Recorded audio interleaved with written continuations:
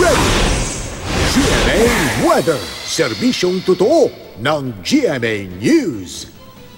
Maging I am ready po sa maulang panahon bukas, mga kapuso. Base sa datos ng Metro Weather, magiging maulan sa malaking bahagi ng Luzon sa hapon, lalo na po sa hilaga at gitnang bahagi.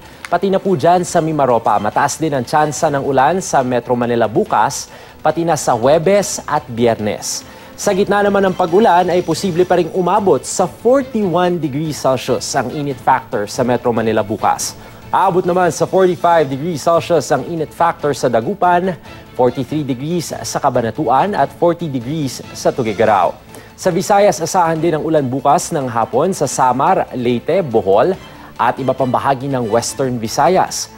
Hapon hanggang gabi naman posibleng ulanin ang ilang lugar sa Mindanao, lalo na sa may Zamboanga Peninsula at ARMM. Yan po ang latest mula sa GMA Weather, magplano para sigurado. I am ready, serbisyong totoo ng GMA News.